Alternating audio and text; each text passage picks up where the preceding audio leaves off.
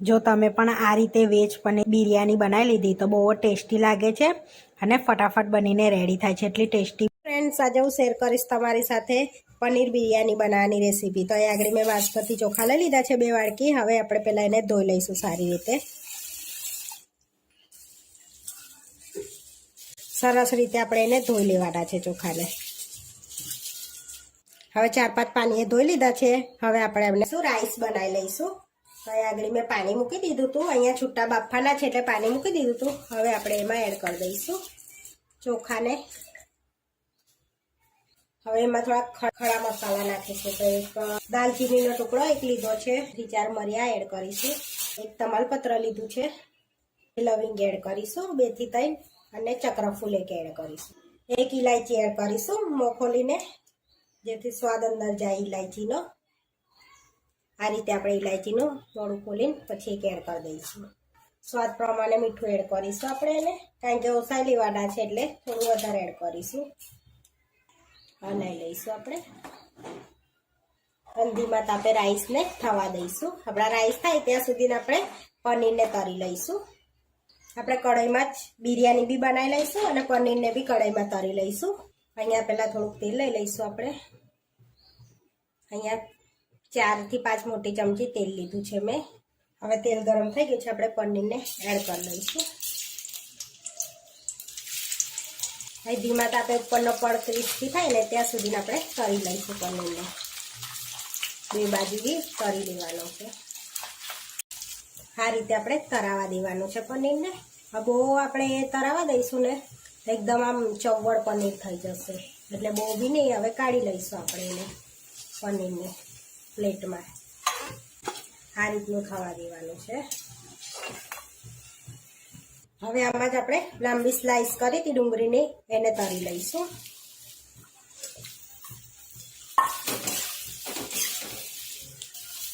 Golden brown થાય ને crispy ત્યાં સુધી તરી લઈશું આપણે.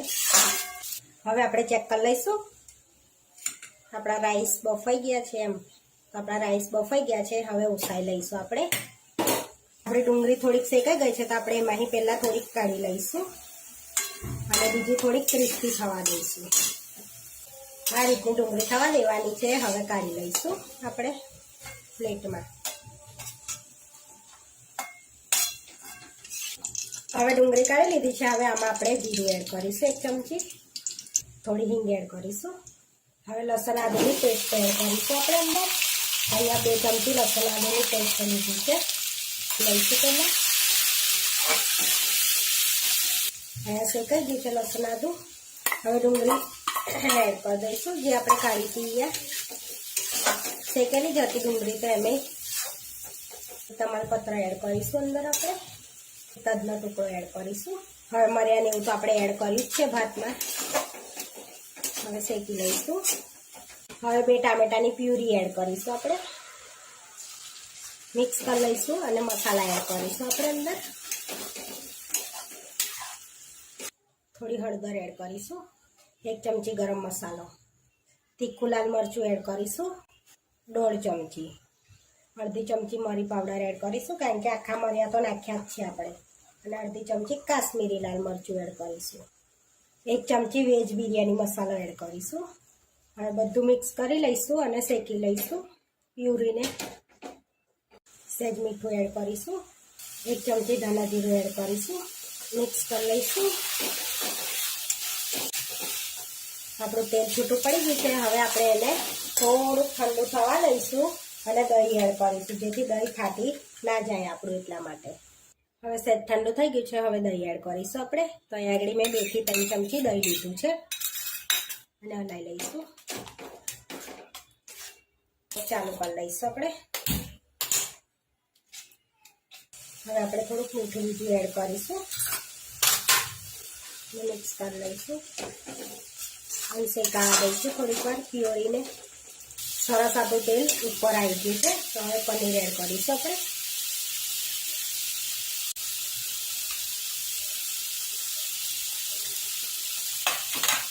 અને એકવાર હલાવી લઈશું આપણે, જેથી મસાલો પનીરમાં બેસી જાય. હવે રાઈસ એડ કરી દઈશું આપણે. છૂટા છૂટા રાઈસ આપણા બન્યા છે તે એડ કરી દઈશું આપણે. લઈશું આપણે. હવે ગેસ એકદમ ધીરો રાખીશું અને થોડાક દાણા એડ કરીશું આપણે ઉપરથી. તમે આગળ ફૂડ કલર બી એડ કરી શકો છો, મેં એ સ્કીપ કર્યો છે ફૂડ કલર. ડુંગળી એડ કરીશું આપણે અને હવે મરચાં મૂકીશું. તો મરચાં તો બધા કાચા લે છે, તો આપણે તળીને લીધા છે. હવે એકદમ ધીમા તાપે 10 મિનિટ આપણે ઢાંકીને કૂક થવા દઈશું. હવે એક ચમચી ઘીને આપણે ગરમ કરી લીધું હતું, એમાં કાજુ રોસ્ટ કરી લઈશું આપણે.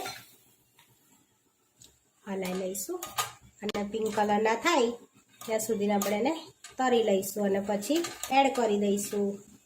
આપણા કાજુનો કલર બદલાઈ ગયો છે. હવે ઉપરથી આપણે કાજુને એડ કરી દઈશું અને ઘી એડ કરી દઈશું.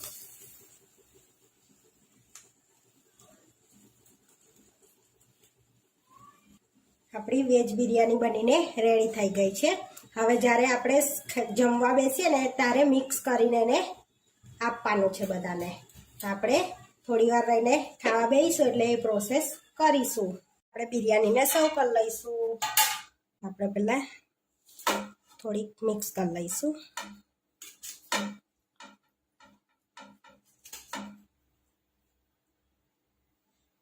સર્વ કરી લઈશું.